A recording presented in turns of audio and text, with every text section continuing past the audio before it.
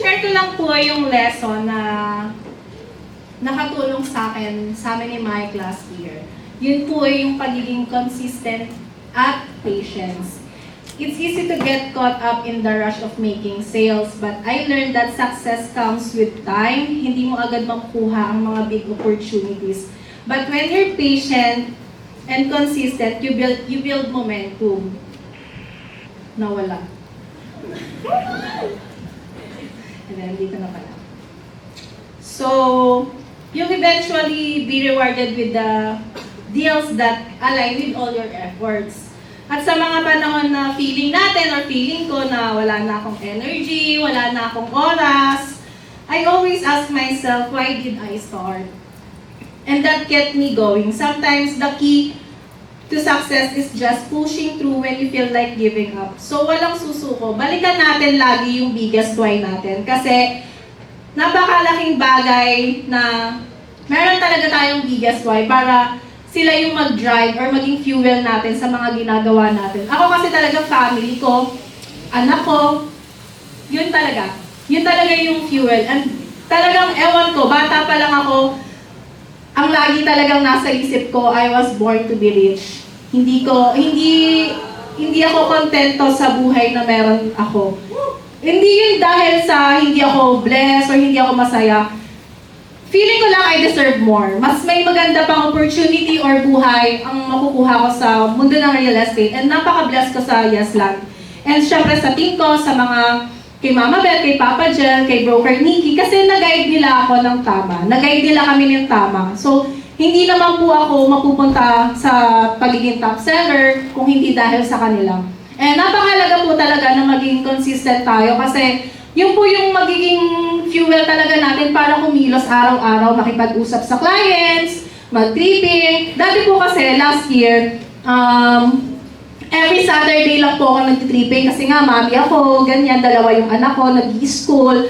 Si Mike napasok sa work. Ngayong 2025, yung goal ko is hindi na lang mag-tripping ng Saturday. Actually, since pumasok yung January, Sabado, hanggang kanina, araw-araw na yung tripping ko. So, numbers game po yung labanan talaga natin para makuha natin yung mga monthly goal natin, monthly sales goal natin. So, lagi lang po natin isipin na mas maraming tripping, mas maraming reservation. And kung hindi man sila mag-reserve, okay lang yun. Kasi yung iba ko nga po, last month ko pa or last 3 months ko pa na tripping, pero ngayon na ready na sila, nagre-reserve na sila. So, yun lang po, it takes time po talaga sa lahat ng mga blessings na makukuha natin. And lahat po yun is may take action and patience. Yun lang po, and happy selling everyone!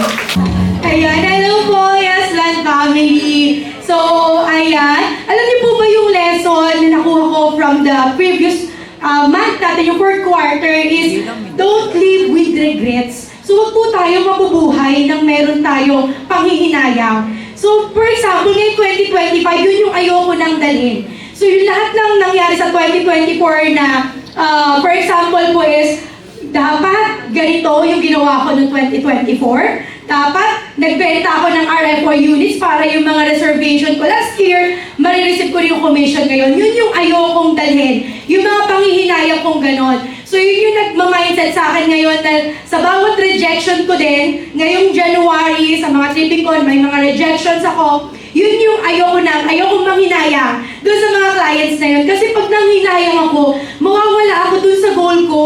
So yung sinimulan ko from the start of the month na energy ko, kapag nagkaroon ako na rejection, yung focus ko sa mga susunod na araw, doon na lang sa panghihinayang ko doon sa isang client na yun.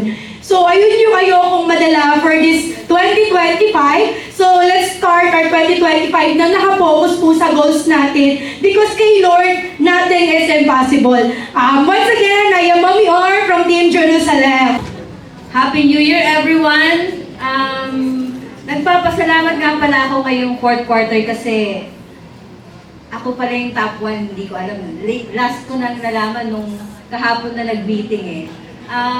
Siguro hindi ko ito makukuha kung hindi dahil, dati kasi consistent top seller naman ako pero hindi ko nakukuha yung top 1. So ngayon kaya siguro nakuha ko yung top 1 dahil sa tulong ng aking husband. So dati hindi ko siya nakakasama sa mga training. So ngayon, nakakasama kasama ko na siya. So, iba pala talaga yung power ng ng magkatulong kayo mag-partner. So, thank you so much talaga sa akin.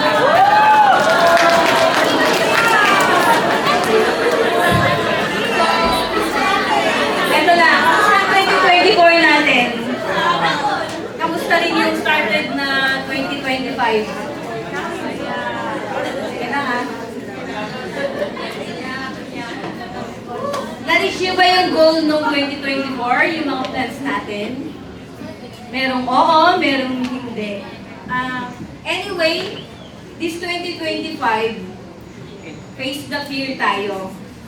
Remember, you don't grow by avoiding the storm. You will grow by learning to dance in the rain. So, subukan mong gawin yung dating di mo ginagawa. Lalo na yung, halimbawa, naging masalimuot yung 2024 mo. Kung naiisip mo na nakakatakot or mahirap, try mong subukan. Kasi, pag di mo sinubukan, di mo malalaman na kaya mo pala.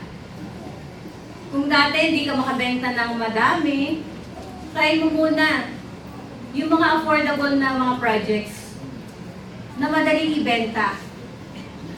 Dito, baka makarami ka, di ba? Like sa mga benta nila Jo, ni Rhea, at ngayon sa Team North, si Divine. Grabe ang galing nila, di ba? So, tayo, okay lang naman sa yes na kopya-kopya. Di naman yun masama, di ba?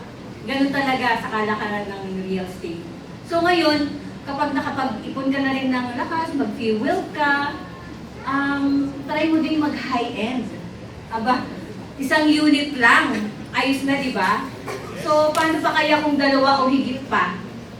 Madaming pagsubok, pero challenges are not obstacles. Ito yung stepping stone to next level of greatness. Face the challenge and let yourself transform. Again, this is Miss A, Stronger, Team Jerusalem #1.